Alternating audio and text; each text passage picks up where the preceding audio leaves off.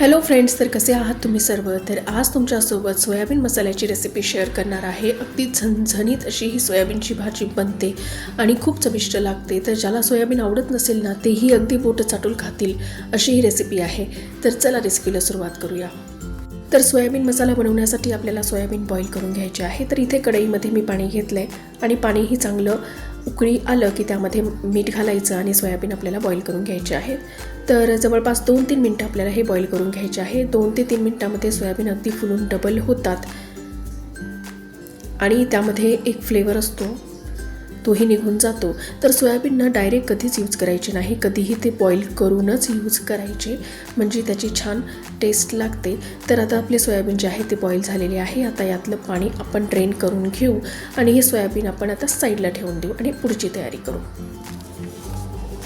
तर इथे एका वाटीमध्ये मी दही घेतलेलं आहे आणि आता दह्यामध्ये आपण काही सुके मसाले घालणार आहोत. तर यामध्ये मी 1 चमचा धनी पावडर घातले, 1 चमचा रेड चिली पावडर घातले, थोडीशी हळद घालायची आणि 1 चमचा आपण यामध्ये सब्जी मसाला घालणार आहे. तर सब्जी मसाला नसेल तर तुम्ही किचन किंगसुद्धा यामध्ये वापरू शकता किंवा जो मसाला तुमच्या घरामध्ये अवेलेबल असेल तोही यामध्ये टाकला तरी चालेल. आता सर्व मसाले दह्यासोबत अगदी छान मिक्स करून घ्यायचे आहेत. तर आता दही आणि मसाले अगदी व्यवस्थित मिक्स झाले. तर यामध्ये आता आपण सोयाबीन जे आहे ते घालून घेऊया. तर सोयाबीनमधलं पाणी मी हाताने व्यवस्थित काढून घेतलेलं आहे आणि यामध्ये आपण सोयाबीन आता टाकणार आहोत आणि सोयाबीन दह्यासोबत चांगलं मॅरिनेट करून घ्यायचं आहे. जर तुमच्याकडे वेळ असेल तर हे मॅरिनेशन तुम्ही आधीसुद्धा करून घेऊ शकता, म्हणजे मॅरिनेट करून अर्धा-1 तास तुम्ही फ्रीजमध्ये ठेवलं तरी चालेल. तर चला आता पुढची प्रोसेस करूया. तर कढईमध्ये मी तेल घातलेलं आहे. तर 3 ते 4 चमचे मी तेल घातले.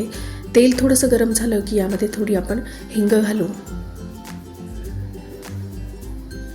त्यानंतर 1 चमचा जिरं यामध्ये घालू. हिंग आणि जिरे तेलामध्ये थोडेसे परतून घ्यायचे आणि त्यानंतर यामध्ये आपण बारीक चिरलेला कांदा घालूया.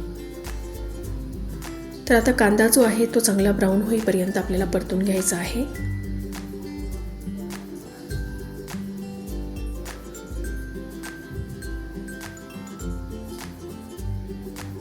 तर यामध्ये अद्रक लसणाची जी पेस्ट आपण करून ठेवली होती ती घालूया आणि परत 2-3 मिनिटांसाठी हे सर्व परतून घ्यायचं आहे.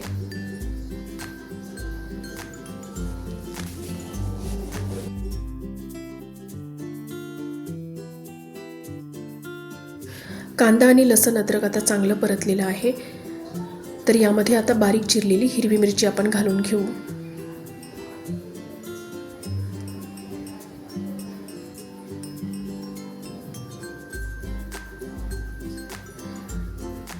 आणि आता यामध्ये मॅरिनेट केलेलं सोयाबीन घालून घेऊ. तर आता गॅसचा फ्लेम मी अगदी फुल केला आहे आणि सारखं हलवत याला आपल्याला 2-3 मिनिटांसाठी परतवून घ्यायचं आहे. कारण यामध्ये आपण दही घातलेलं आहे. जर याला हलवलं नाही तर दही हे फुटेल आणि मग भाजी आपली तेवढी चांगली बनणार नाही. त्याच्यामुळे सारखं हलवत याला शिजवायचं आहे.